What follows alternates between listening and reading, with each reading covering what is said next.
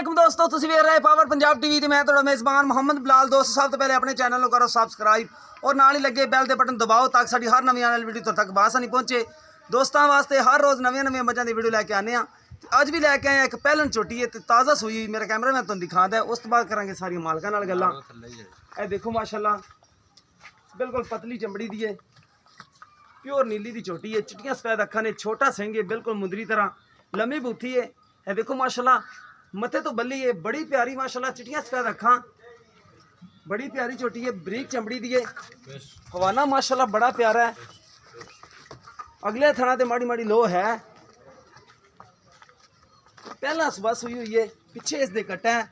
जो भी सूरत हाल है मेरा कैमरा मैन तुहानूं करा दिंदा। तसलियां झोटी दियां, हड्डी भी सोहनी है, खुड्डा भी माशाल्लाह सोहना है, वजूद भी पतले दी है, सोहनी माशाल्लाह झोटी है। इनू फड़िया सगों माड़ी ना तसलियां करा दी झोटी दियां। उधर ही विरला भी माशाल्लाह मुठ दा थाने माशाल्लाह बड़ी विरले, पूरी गेट गेट दी विरले झोटी दे।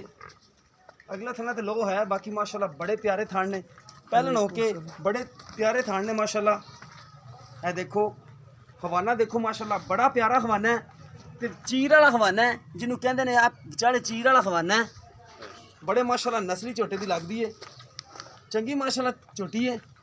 हवाना भी प्यारा है, पिछे इस दिया कट्टा है, मुंह पकड़ा लेंदी। मुंह किवें मुंह चौगी होना, चौगी वेख चौगी मुंह दे विच चौगी है। ए देखो मेरा कैमरा मैं तुहानूं करा लिया तसलियां, मुंह च चौगी देसरी माशाल्लाह, मुंह दी भी पौली है। ते विरला देखो माशाल्लाह, साइड दी विरला माशाल्लाह बड़ियां प्यारियां पईयां ने झोटी दियां। झोटी है भी माशाल्लाह चंगी है,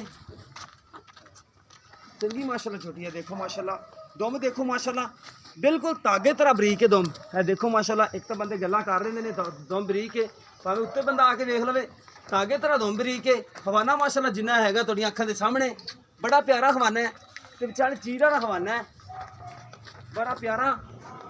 नस्लियां मजां दे हुंदे ने, कद भी माशाल्लाह दरमियाने दी ते पर चंगा वजूद चंगा मज दा चंगी है। बाकी मालकां कोलों कर लैने तसलियां, दिखी इहदा हिसाब किताब करदे ने। इहनूं लै इधर लै छावें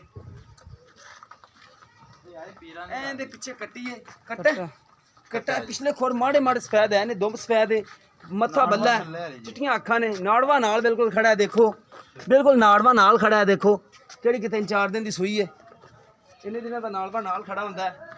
दुम देखो इंदा पहले नंबर ते धागे तरह बरीक है। ए बूथी देखो, सिंगी देखो माशाल्लाह, हथ रखा लुकदी है। चिट्टियां सफेद अखां, कोई जवाब नहीं विच, चिट्टियां सफेद अखां ने दोने।